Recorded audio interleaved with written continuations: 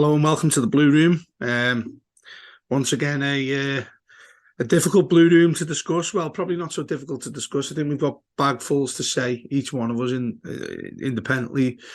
It's just been a really harrowing day once again as an Evertonian, watching a disgraceful performance as we were beaten 4-1 by Brighton at Goodison last night.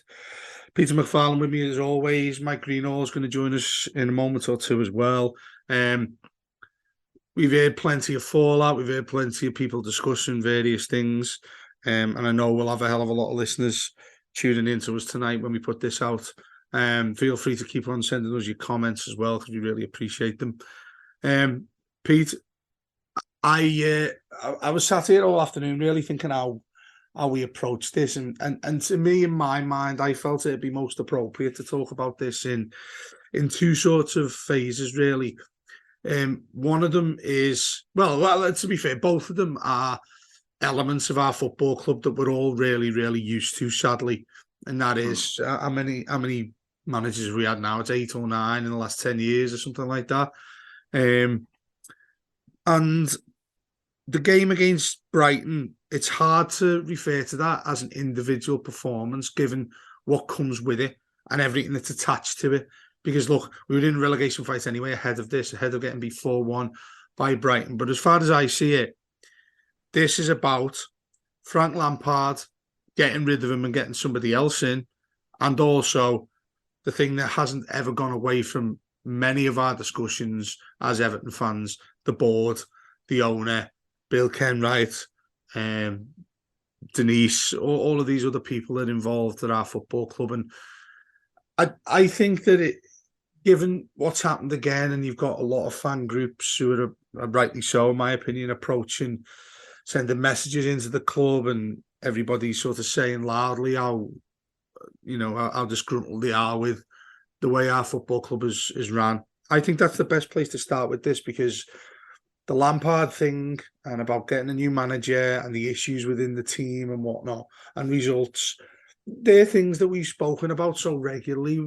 For instance, a year ago when we still had Benitez as the manager, this stuff with the with the board now is getting really, really, I don't know, it's difficult to really support the football club whilst this gang of people are the ones that run it. I don't know if you think that's correct or not, but look, you're someone who goes home and away. I'm someone, when I'm well enough, goes home and away to watch us. I find it now more and more difficult to do so when you've got a group of people who run the football club, and it's now almost inevitable that this is going to happen regardless of who the manager is. Yeah, and I think the reflection on the board has got to be, as you've rightly said, about the amount of managers we've had and we've employed. Obviously, the amount of money that has been squandered, the terrible decisions that have happened for the last minimum 27 years. But it's longer. It's probably longer, but certainly, it's not enough.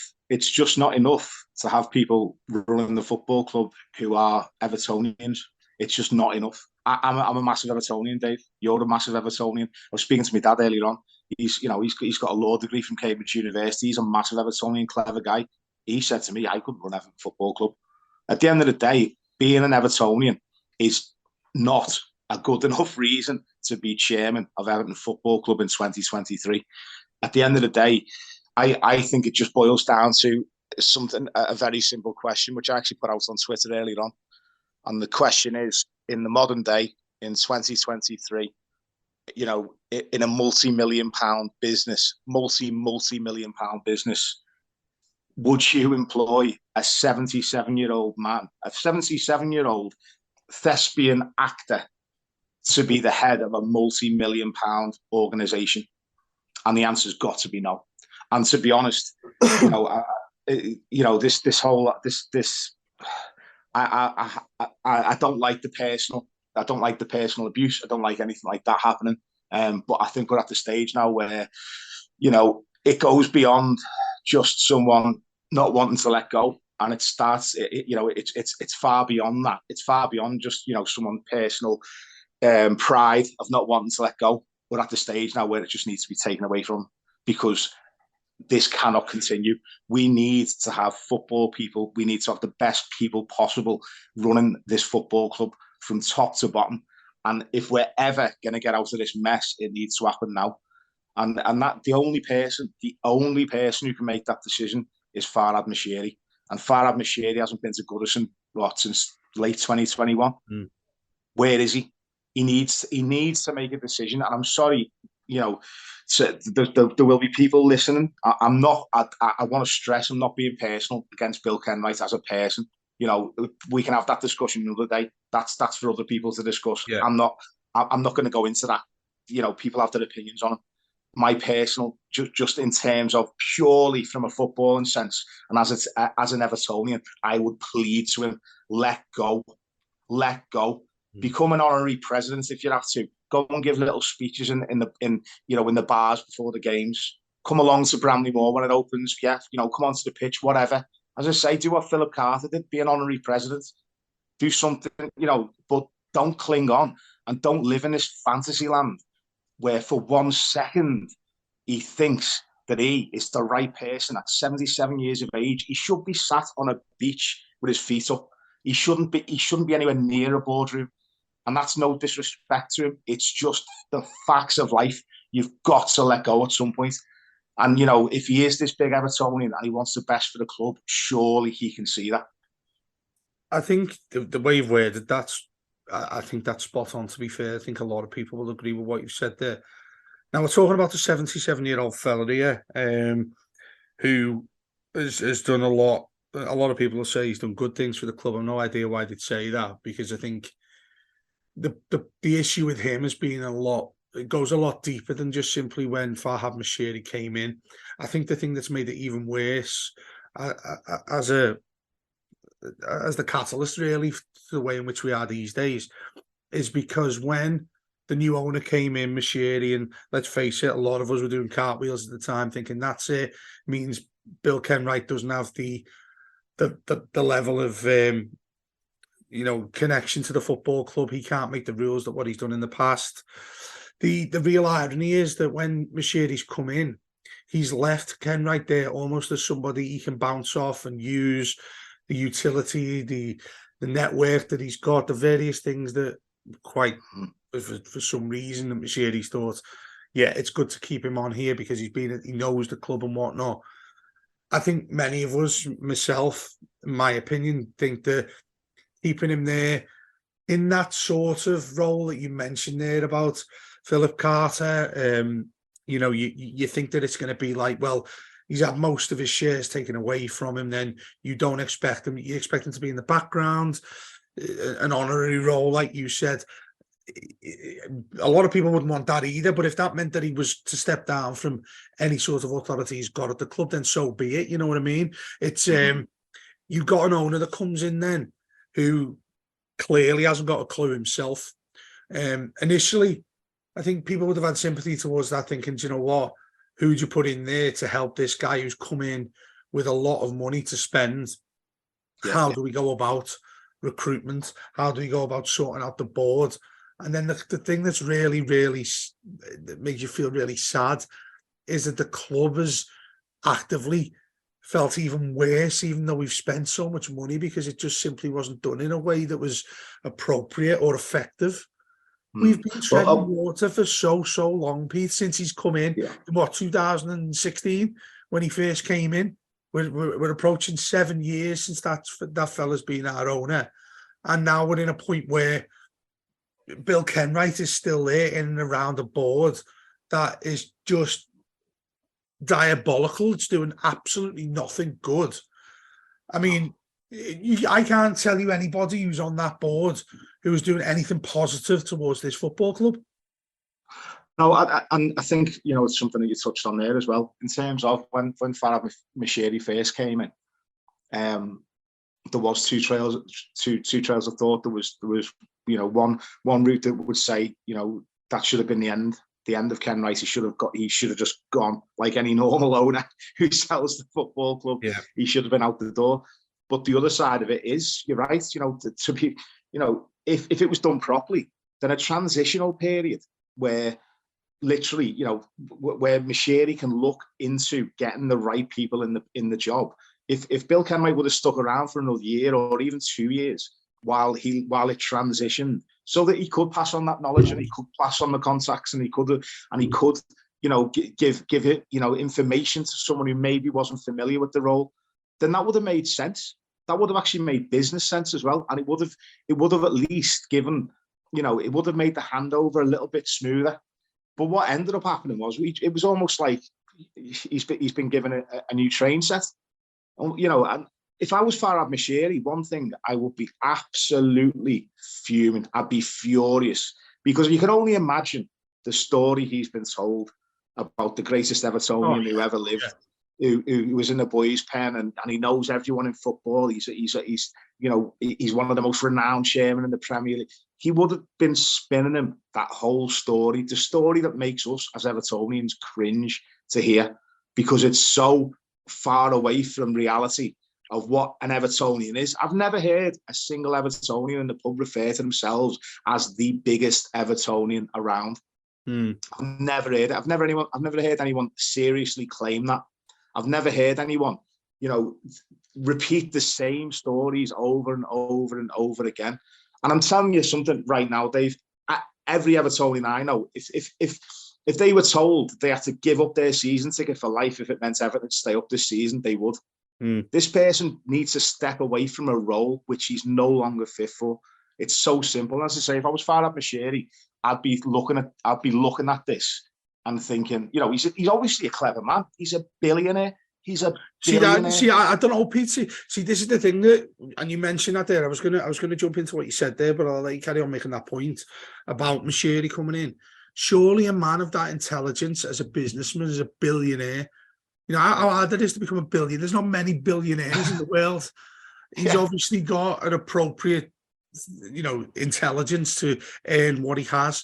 But then when even if you to try to be as kind as you possibly can about that man, and Mike's with us now, he's going to join us in a sec. When you're that type of individual who's done that sort of thing, you've got I don't know, you've got a duty by yourself. If you've got that much money in a football club, you've put so much money into it, you're willing to spend so much money, then how do you not do a due diligence of, okay, what's this guy Bill Kenwright like, who I'm going to ask and give the responsibility of letting me know how I should spend this money? So from that perspective alone, I look at Moshiri and think that is just total idiocy. If you're that I don't know, if you treat your money so important to all of our lives financially, especially the way the world is these days, we all look at finances as such a crucial part of our lives. We have to try and judge it as best we can so we can get on with life as we see fit, as we're able to do so with the income that we get. I'm here looking at a guy thinking it's negligent to take that perspective the way he has done when he first came into the football club.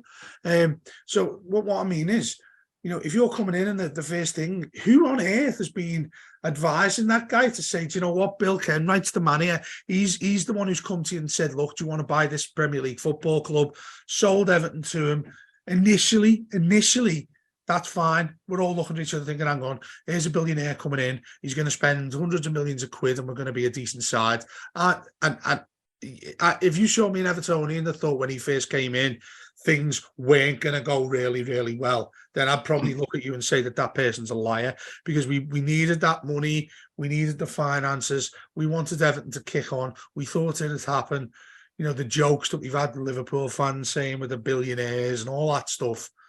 There's not an Evertonian that I know that didn't have that sort of positive perspective of when he came in. To do that, it makes me think about this so many times and struggle to come to an answer of having an owner who doesn't get the correct person, the right sort of person, the recruitment side of it, Steve Walsh, the history of these idiots that I can just reel off. We can sit here all night talking about the clowns that have cost us so much money, the managers, recruitment, brands, Thelwell's going down that line now with what we look like we've got, and we're going to be fighting a relegation battle. I blame and people will have their own opinions. I blame Moshiri a hell of a lot, in addition to what goes on with Bill, because there'll be so many Evertonians out there, so many of our listeners now will be talking about how Bill Kenwright is the sole reason that we're in the mire that we're in now and the reason that we've been so poor. But I tell you something, Farhad Moshiri has tried to run him as close as he possibly could as one of, if not the worst individual we've had in charge at our football club. And yeah, I think you're absolutely right. Dedicated Evertonians would happily give away whatever they were required to do in order for this club to have some sort of success. And it's just not there. And it's so upsetting that it makes you wonder if when people say we're cursed and all that. And I've always said that I feel like I live in the Truman Show. It feels like that, Pete. Yeah, it does. It does. And like you say, we had that glimmer of hope. And do you know what the thing, the irony being, is that when he first took over, my biggest concern was, I hope he's not another Venky's or another, like the Portsmouth, the ones who came into Blackburn, or the multiple owners who went into Portsmouth and they claimed to have money and they didn't. That was my biggest concern. Not for a second did I think that he would end up being a genuine billionaire with a lot of money, but he'd just end up being like so naive, is the nicest way to put it. So naive and so negligent when it comes to his own money. And so negligent when it comes to the thing that we all love probably the most in the world, other than family. It's Everton Football Club is everything to me. It's absolutely everything. It's everything to me, my family, to my friends. It's and when you see people in positions of responsibility, and the responsibility goes back to 1878. That's the responsibility they're carrying on their shoulders. And for them to be so negligent with our legacy and our football club and our community, I find it absolutely abhorrent and I find it disgusting. Spot on, mate. Mike's with us now, Mike Greenall. Mike, how are you? Although I think I can answer that question, mate. Yeah, still in depression after last night, but kind of used to it now, I suppose. Well, we just started the pod by that sort of decided that we're going to split this in sort of two directions, really. The first one being about the it's been really happy so far, hasn't it, Dave? Oh yeah, I mean you've missed. We've been having a great time. He's missed out on an absolute scream, hasn't he? To be fair. No, I think the obvious thing that comes to mind when Everton get into a predicament like this, which so sadly it has, almost annually, we're used to having this sort of chat, used to having these sort of things that happen at the football club.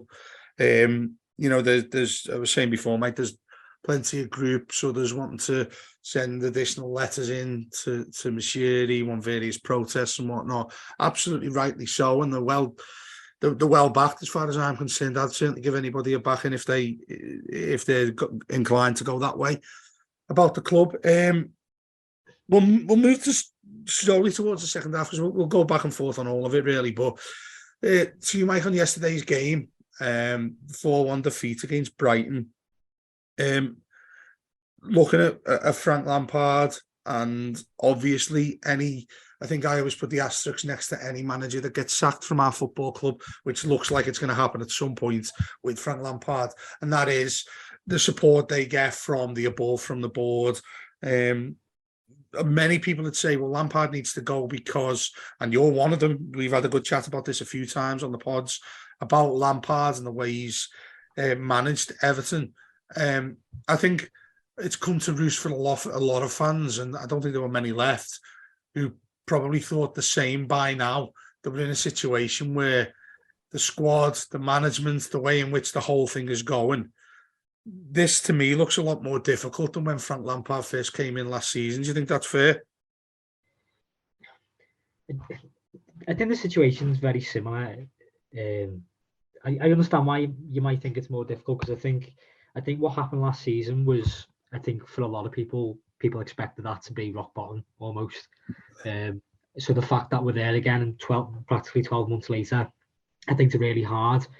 I think one of the probably the main talking points, well, from what I've seen over social media, especially in the last couple of weeks, is that if Everton are in the position that they were in last year, that the role of the fans will be very different, and the football club won't be able to rely on atmospheres and away fans and the general momentum caused by Goodison.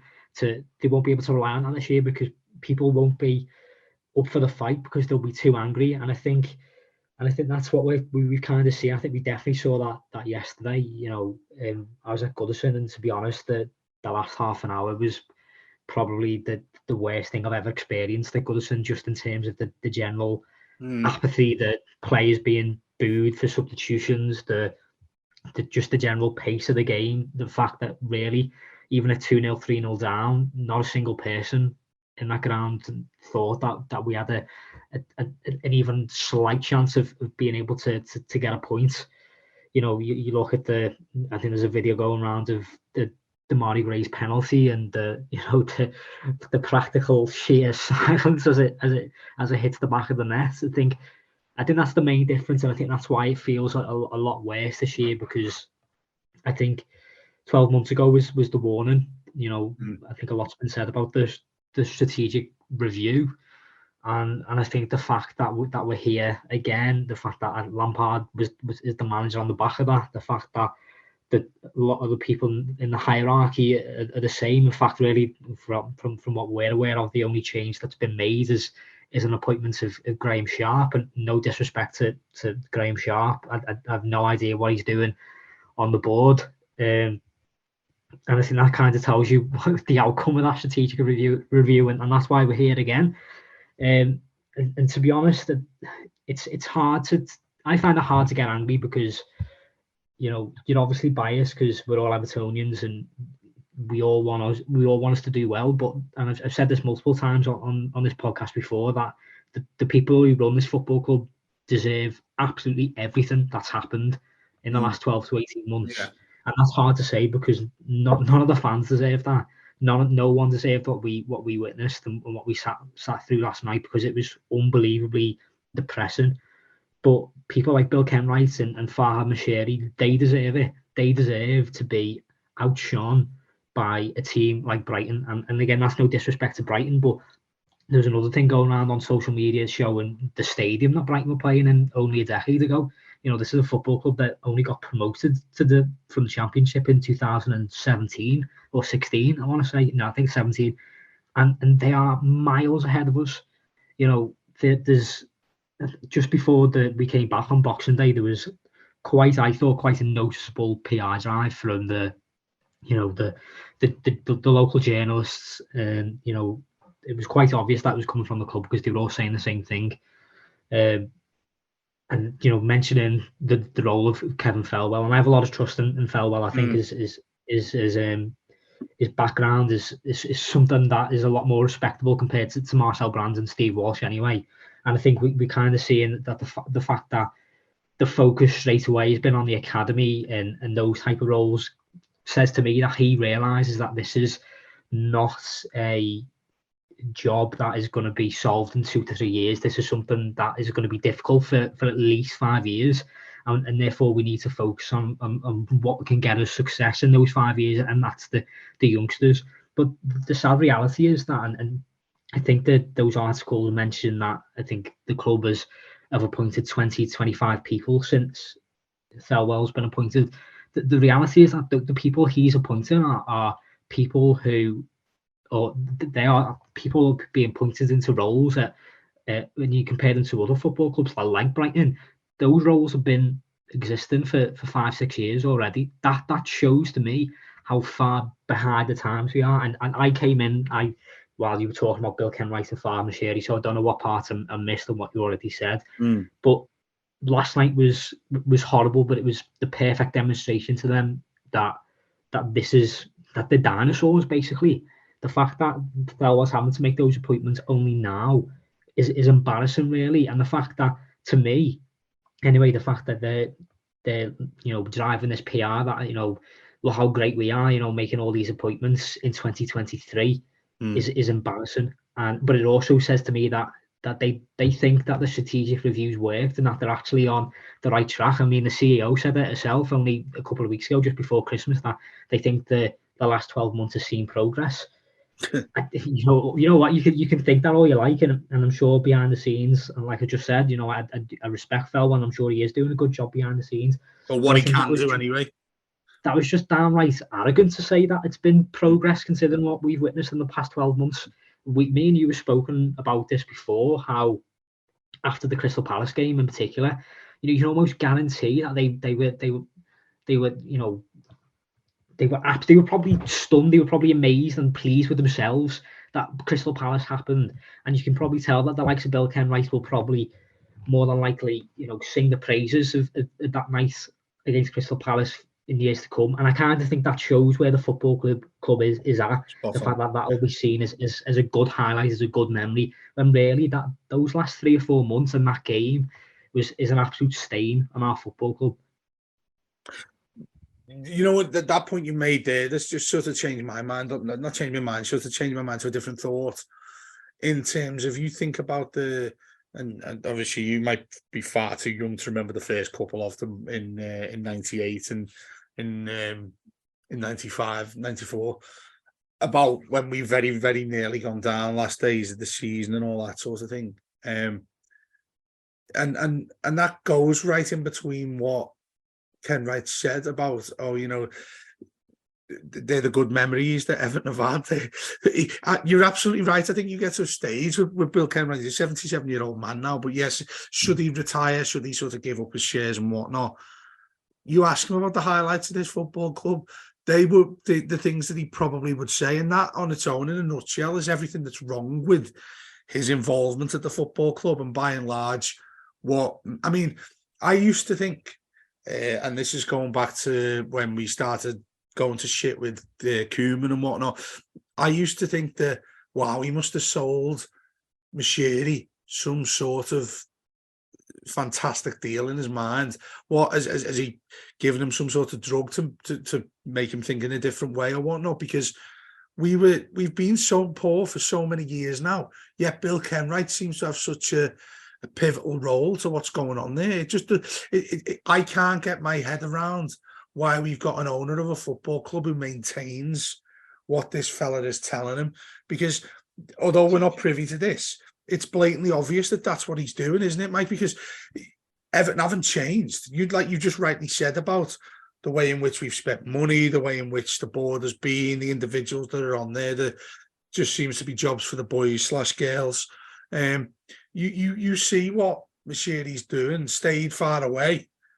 Is he more than happy just to lose like a few £100 million and just crack on? I don't understand what's behind his mind that makes any of this sensible. That he must be hemorrhaging cash now, by the way. I think there's probably two type of part. I think initially, he must have been hoodwinked by Kenwright. He must have been.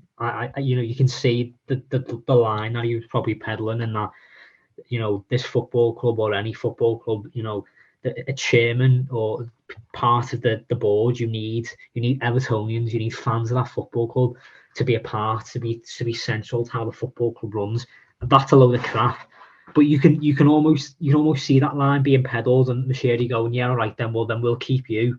And it's got to a point where Kenwright's almost taken central stage again without actually, he's been able to sell all of the shares, make hundreds of millions of pounds, and still have a massive say in how this football club is run. It's unbelievable when you put it like that. But now I think we're at a stage where, and I think this is fairly obvious in my opinion, that Moshiri just doesn't care anymore. To be honest, I think it's plainly obvious anyway that he's definitely stepped away in the last year. I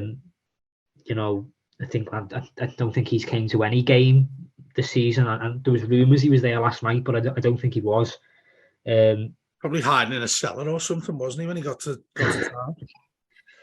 But I think he's obviously stepped away, and that tied with the fact that there's been increasing rumours of people trying to invest into the football club and trying to buy the football club outright. Those don't, there's no smoke without fire, if you get me. There's obviously a reason why people are interested, or why people are saying they want to buy the football club very publicly, and that's probably because he wants to sell the football club, or he at the very least wants someone to come in and peddle loads of cash into the football club and have a stake where he's no longer seen as the main shareholder anymore. But it's bonkers, really. The fact that you mentioned it there. Like I was definitely too. Well, I wasn't born in '98, so I never saw any of the relegation scraps in the '90s. But I was also probably too young to experience any of the Blue Union or anything like that. But I still recognise that when it, in the build up to, because I think even before Moshiri took over, there was a couple of Americans, can't remember the names, but there was a couple of Americans who were again publicly interested and were seemingly close before Moshiri kind of came out of nowhere, and there was a real anticipation that this was going to be the clean break that Everton needed, that these people were going to come in and were going to say, what, cheers, Bill, but it's time to go and bring in a whole new people, and it's mind-boggling that that's not happened. I think the greatest example probably is Newcastle, and there's obviously an ethical side to their owners, but in terms of the hatred and the discontent towards the board from the fans, I think is very similar. And the owners came in, and there was no hanging about. New people came in, the old people left, and we're left in a position where instead Bill Kenwright is still here. 5, 6 years, 7 years later. Yeah, Pete, you there? You still there? Still here, yeah. Still there, mate. What did you make just of what Mike said there? Intently. Yeah. Go on, mate. Crack on. Yeah, I mean, one thing to bear in mind, I was around for 97, 98. I was there at the Coventry game. I was a kid watching, the Wimbledon game. I never thought I'd see those sorts of days again, and then last year happened. I think just try and put it in really simple terms, I think to sort of show just how far we've fallen as a football club. I used to get told about winning titles and winning cups and big nights in Europe. And now that, the thing we always refer back to is big atmospheres. So we talk about the Crystal Palace game, not as like a great game, when we refer to some of the best games we've seen at Goodison, we're not talking about the semi-final against Bayern Munich. People at my age are saying, the Coventry game when we drew 1-1, missed the penalty and stayed up on goal difference. Or, or when we scraped the 1-0 against Man United. Or when, we beat Crystal Palace at home to save ourselves by the skin of our teeth. They're the good times that we've been fed, as if that's somehow acceptable. And I genuinely thought that those days were behind us. And to be honest, I'm at the stage now where I've been browbeaten, I've been beaten into submission, and where I'm at the stage now where it's just, I just don't see where we go. I genuinely don't see where we go. The fish, what's the phrase? The fish rots from the head. And at the end of the day, unless we make massive changes, and we make them soon at boardroom level, I think there's only one way that we go, mate. Yeah, lads, I mean, the second part, which is equally as depressed as the first one, I suppose, but everyone will be listening to this as they have been doing, is what happens next? What happens with Frank Lampard? What happens with Everton? Now, the fact that we're nearly 24 hours on from that ridiculous 4-1 defeat at Well, I say ridiculous, I think a lot of people would have predicted that happening, despite the fact we did quite well away in Manchester City. It must be absolute. I tell you what, Pep Guardiola, his job must be at risk here that he was only able to get a 1-1 draw against Everton. Yeah, I mean, if you didn't laugh, you'd cry, wouldn't you? I think many of us have been crying what happened. But you look at this now, Frank Lampard's press conference for the FA Cup game on Friday night against Man United, away at Man United, comes up tomorrow. Or if you're listening to this, it's on Thursday. How he approaches this as the manager, some of the questions he'll be asked, I think it should be a really easy afternoon for journalists who go there and have to ask him any questions. How he handles them should be a completely different new outcome for him, despite the fact he's had quite a difficult short career at Chelsea and at Derby. But what happens now? I'll come to you first, Pete, and Mike follow up from this. But when does he go, and who do we go for? I've seen plenty of rumours. The bookies are often not very wrong, and they've got like Sean Dyche at the top of that list, and it goes into a situation. For me personally, I think that it's really, really hard to get you up to go to a game. Then at the opposite part of that, the juxtaposition of that is you've got fan groups who are saying, listen, we need to boycott things to make this thing any better. I can sort of see that point, because I'm thinking, well, the only reason you damage this football club, and I say damage in inverted commas, is, well, you vote, if we were to vote with our feet, then is that the only way you'd see anybody doing anything at boardroom level? I'm not so sure. I'm not so sure if you've got a gang of shitbags, in my opinion, there who run the football club who just crack on. How much will this actually cost Moshiri if we were to go down? Is he that arsed? He just, like Mike said before, he doesn't even rock up to watch many games at all. Where do you see this going, Pete, with Frank Lampard first and foremost? Then he's obviously, it looks to me like he's going to manage us on their Friday night. I get the impression, and I'm probably might be talking wrong here, because it's suggesting that there might be some people who actually know what they're doing there, that they could well wait for this FA Cup game, and then that's when you'll see the change between them and when we play Southampton. Yeah, I didn't think that we'd be sacking him today, put it that way. I think that even if we had a temporary manager... By the way, sorry, I've got in reverse order here. You think he deserves sacking right now? Do I think... I've got a lot of sympathy with Frank Lampard in so many ways. But my sympathy stops when it comes to when it comes to in-game decisions, like we saw yesterday. When you've gone away to Manchester City and accidentally happened upon a formation which all of a sudden makes us look a lot more solid, a lot more hard to beat. You come up against Brighton, who have just come off a 4-2 defeat to Arsenal, but look really dangerous, and look dangerous in all the places that we look vulnerable. For us to be so naive tactically, I personally don't think a new manager comes in and changes much. I think I said on the last podcast, the only possible thing a new manager could come in and just make us ultra defensive from now till the end of the season, do an Allardyce, which is why the likes of Sean Dyche have probably been mentioned. I think that's the only type of manager who could come in and potentially grind enough points, collect enough points and grind out results enough to keep us in the Premier League. I think the sympathy for Frank Lampard, as I say, it ends when I see decisions. After 5 minutes yesterday, everyone in that stadium could see that Brighton were trying to expose down our right-hand side, down their left-hand side. They tried to expose Nathan Patterson and get 2-on-1 with him. They knew that Dwight McNeil did not have the pace to get back if they went on the overlap. It was obvious. It was obvious within 5 minutes that was the case. And it was, I couldn't believe it. I could not believe it that we didn't make a change at half time to try and combat that. So as much sympathy as I have for him in terms of the personnel that he's having to deal with, the fact that, he probably hasn't been able to get the players in that he would want, the fact that we've had injuries to Dominic Calvert-Lewin in particular, who we will probably have hoped to have been his main centre forward this season. The sympathy wears a bit thin when it comes to decisions like that. And when you look at in-game management and you see decisions, again, another one, bringing Neil Maupay on ahead of Ellis Sims yesterday, I couldn't understand that. I thought, you know what, the game's gone. Give Ellis Sims 25 minutes. Let the lad run. Let the lad just go out there. Stage as well, yeah. Yeah, that's it. The game's gone. Game's gone. Absolutely gone. Why are you bringing Neil Maupay on? We know what he can't do. We know that he's limited.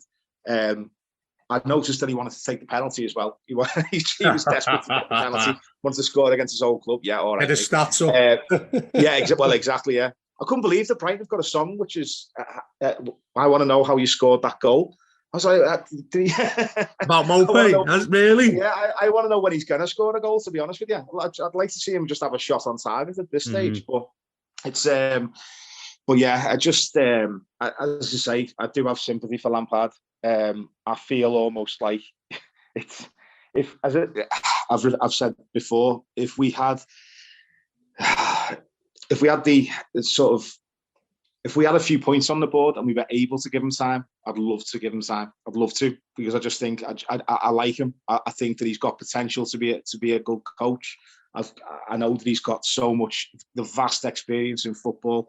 I know that he's got so much football knowledge that he could give to those players, to players if they were the right players. But you know, I was talking. I'm going to talk about my dad again here. I was talking to my dad earlier on, and he said, "Well, he said the problem is with ex-footballers sometimes is that they can't understand why players of lesser ability to them can't do what they're telling them to do."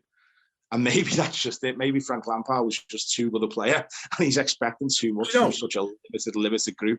That's such an interesting point, that, because I remember, again, it might be a generational thing, but I remember a couple of people I knew used to work with, older fellas, like, who used to say to me the way in which footballers are, the way in which managers are. And he said, remember, he used the example of like Roy Keane when he was a Ipswich manager, when he was a Sunderland manager, and he was like, it's very rare you see top class players make the best managers, because they don't have it in their mindset. They don't have it where they're able to improve lesser players, because when they were players themselves, they wouldn't be the ones that go up to them and bollock them and say, oh, you need to do this, you need to do that.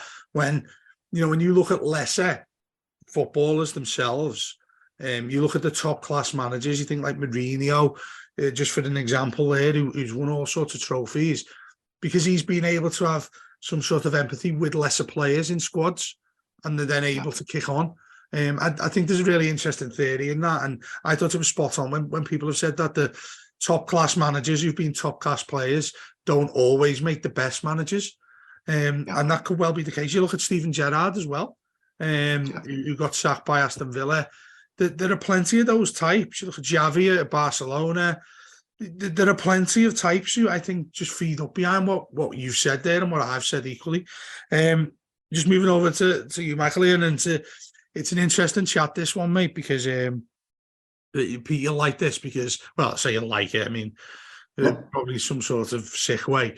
But we had this chat, me and Michael had this chat, and I think he was one of the, I mentioned it a little bit earlier in the pod, actually, one of the Blues, certainly one of the Blue Room, who said quite early on this season, and I think we're probably going back a couple of months now, Mike, aren't we, where you referred to Lampard, and you were quite quickly, I say predicted, but you said you didn't think Lampard should be the Everton manager beyond a certain time, much earlier on this season. It was certainly before the World Cup anyway.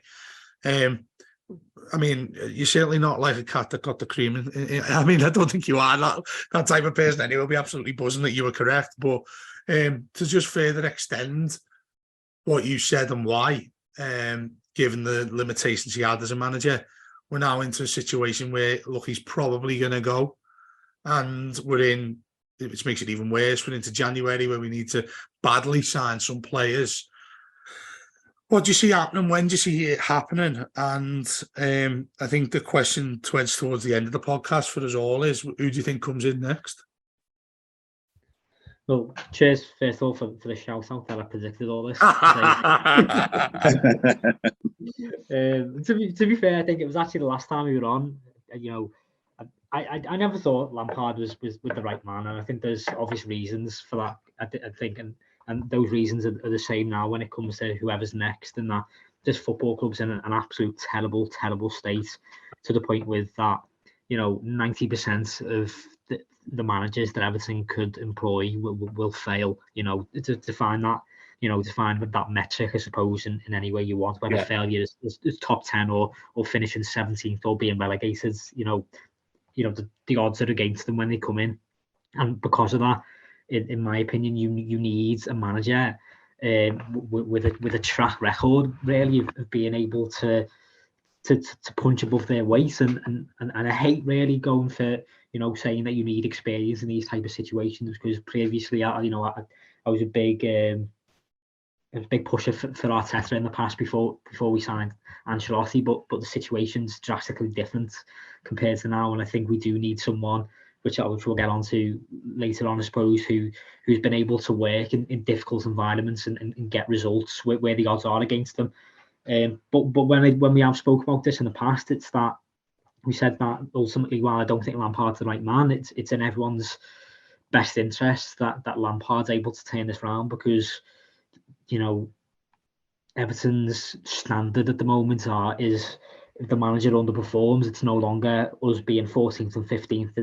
It's Everton Football Club being in the Championship next year, and we can't afford for the manager to consistently underperform. And I'm quite surprised, and I think it's a damning verdict, I suppose, that he's still the manager today. And I understand why they might not want to sack him yet. With the FA Cup game only 3 days away, in terms of you're not going to employ anyone in time for that game, so maybe you may as well just give them that opportunity and therefore give yourself more time to be able to appoint someone for Southampton, for instance. But I think because of that, it is a case of almost practically delaying the inevitable, really.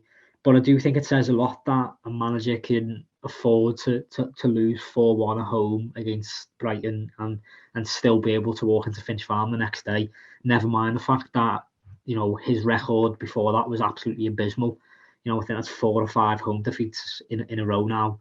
One win in 11 games, I think we've had. Well, that was Palace at home, ironically, wasn't it?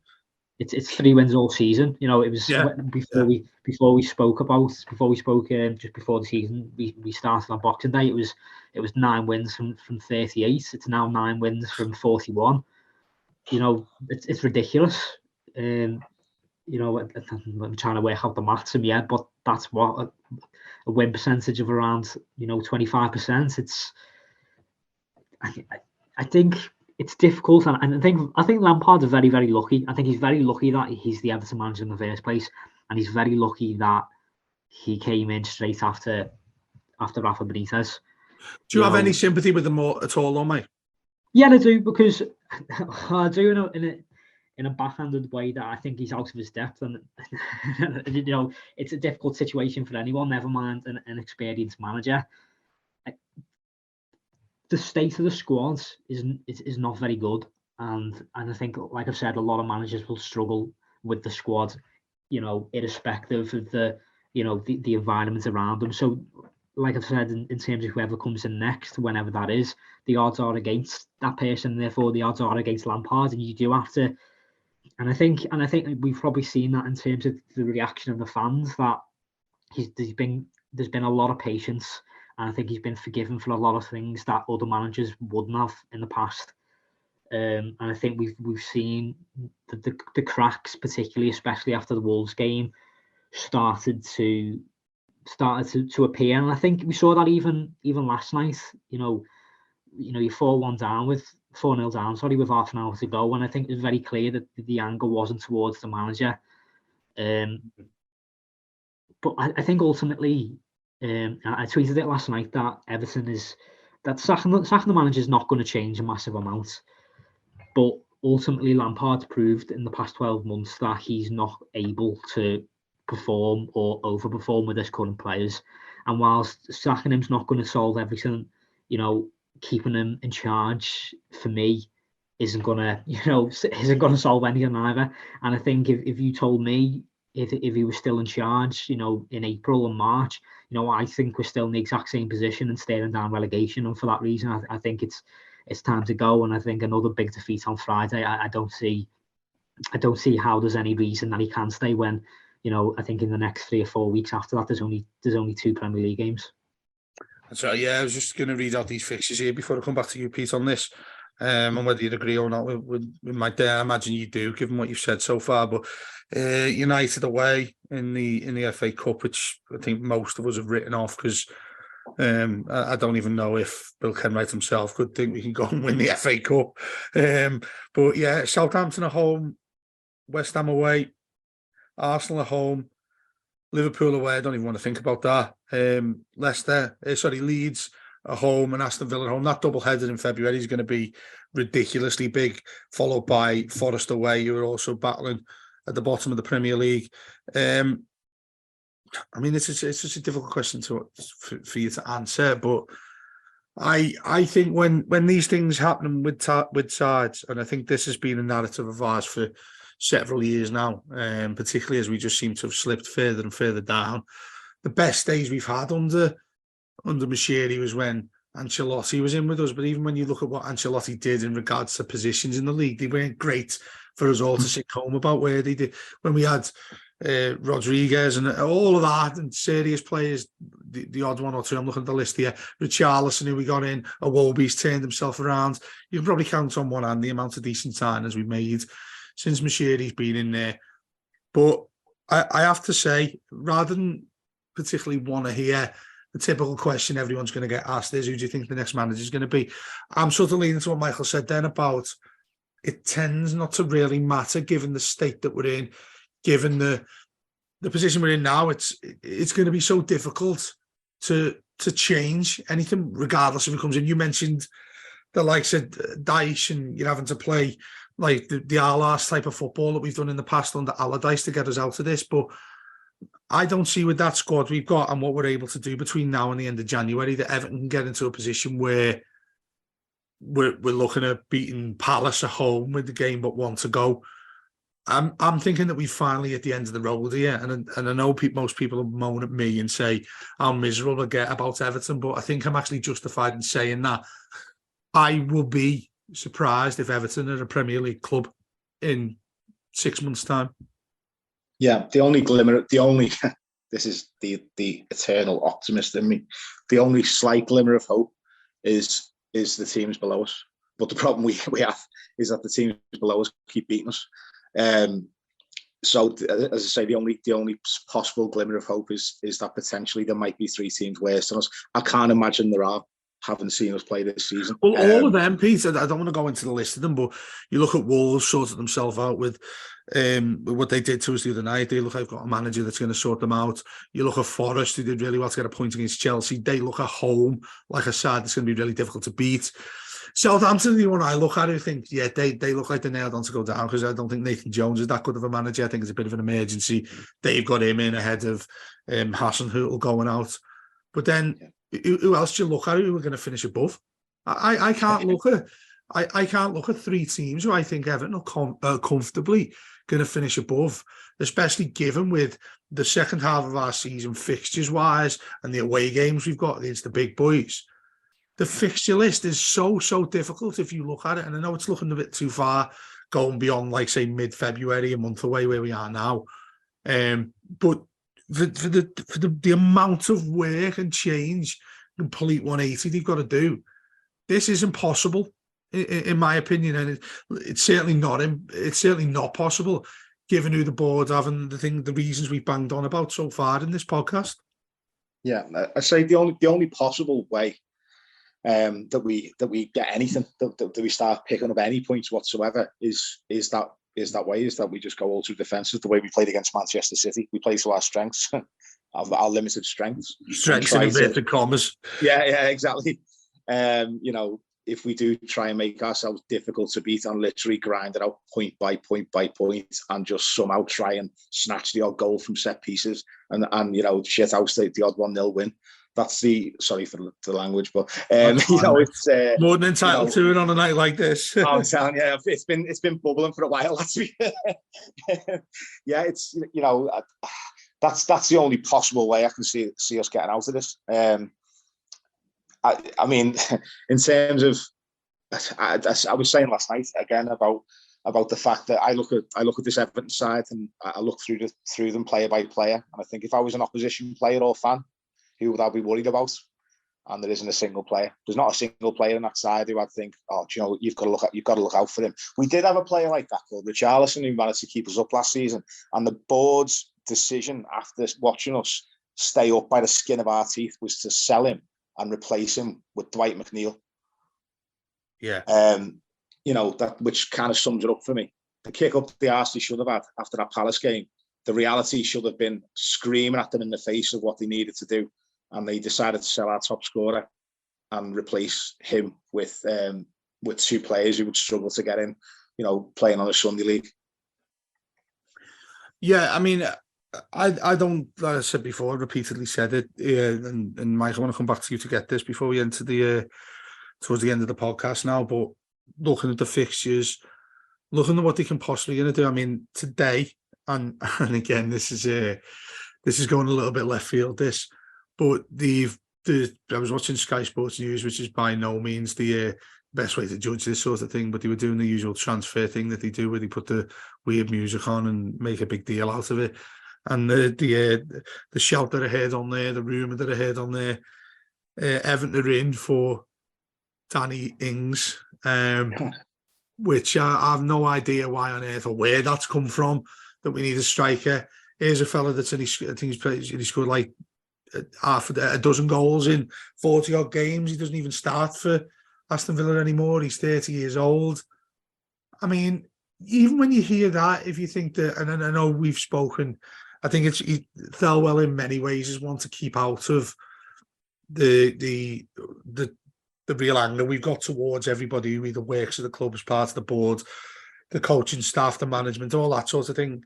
Thelwell's probably the one that sticks out, given the fact that he hasn't been here long. Although I think there'll still be a lot of criticism for him out there, given the transfer window we had in the summer, and we didn't get a proper striker in. It was Mopey and everybody else. Danny Ings, is that making you feel any better? It's funny actually, because I saw yesterday that Villa were interested in letting him go. You know, I don't think he's played a lot or hasn't started a lot since Emery came in. And it's Watkins, isn't it? Who's their main man up top? Yeah. I said straight away, as soon as I saw that the rumour that the Villa were happy to let him go, that, you know, there's the man on deadline day that the club will be scrambling to get on loan. 24 hours later, you know, there's a credible link there already saying that Everton have tried. You know, it's a tough one, because my head said it's a bad idea. But how desperate are we, you know? But that's the thing, because there is that sense of that, you know, he scored goals at a competitive rate. You know, he was, if anything, he would practically play the exact same role that he did at Southampton for 2 or 3 years, and he was fantastic at it. The negatives are, you know, he's quite obviously injury prone. I think he's on 120 grand at Aston Villa.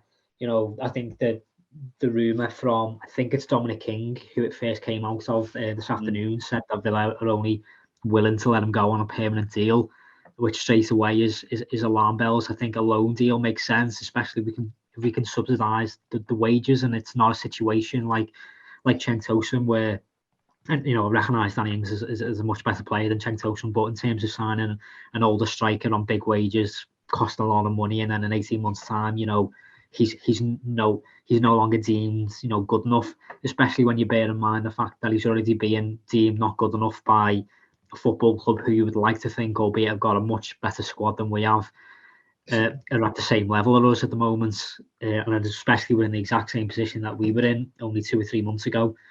The fact that we're, you know, trying to get their cast-offs kind of, it indicates same old. Yeah. He ticks all the boxes for all the players we've been signing, doesn't he, really? Injury prone, no sell-on value, overly priced, massive wages. It ticks all the boxes. Nailed on. Yeah, I think if it was a simple case of, you know, you could get him on loan and you could guarantee he was going to get 5 or 6 goals, you'd say, yeah, you know what, take him on loan, take him on into the summer, and we can hopefully go again and try and get someone in. But it's the fact that you can't guarantee that, and you're taking a risk on an older player on big wages, who, like I've just mentioned, is prone to an injury or two, and you can see it written already that, you know, he'll come in and within a couple of weeks he'll be injured, and that's your loan spot gone then, because we've already got Connor Cody. So it's a difficult one. You know what? I know the finances and everything are a little bit strict at Everton at the moment, and I know that it's getting better, I suppose, compared to 12 months ago. But just be a bit more imaginative in these transfers. You know, buying, you know, proven supposedly players from the Premier League are the reason we're in this mess. You know, we ended up with Neil Mopey in the summer because Lampard and his staff wanted a striker who had played in the Premier League, who had a proven record, supposedly scoring goals in the top flight. And all I'd say is, how's that gone for you? Yeah, I think that's it. That's a good way of ending the podcast, to be honest with you, because now it's we're in a situation that we were in for less than a year ago, and they've still not learned any lessons. I depressingly have to say that I think that this is the right time. Say the right time. This is the time when Everton finally gets shot in the foot here, and we could well be looking at the league below next season, which would be a tragedy and probably not going to be the Everton that we've ever known previously in our lives, where we can do something in the Premier League, which is really, really sad to say. Pete, I'll leave you both with a couple of short questions. We're going to stay up, Pete?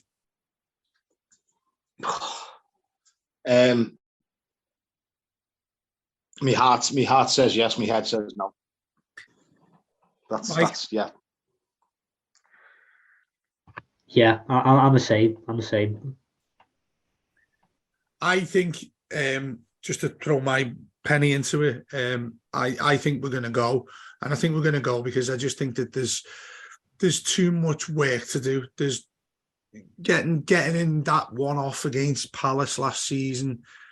Those things are really unique. They're things that almost are sitting in the stars waiting for you to do. The one thing that you need, that one little shot you'd have left to stay up, that one little thing, that little glimmer of hope that you've got left to do something that makes sure that you get over the line and you're able to sort things out. But what I actually think is a little bit more emotional to that. It's a little bit more, I don't know, romantic's probably the wrong word to say, but I think I'm just going to refer to something that Pete said a little bit earlier on in this pod, and that was about getting to summer and making sure you're looking at those players in the face and saying, listen, this is never, ever happening again.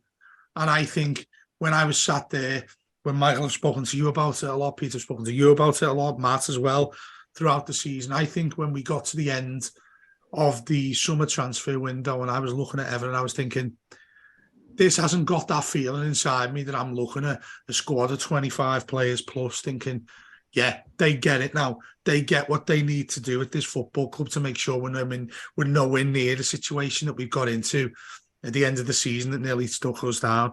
And I've thought a lot about that last night. Obviously, came right into my mind then, but 3 wins in 17 games so far in the league this season, going out to the Carabao Cup, losing 7-1 on aggregate to Bournemouth, all of that stuff. I'm looking at that and thinking, nobody's learned the lesson since last season.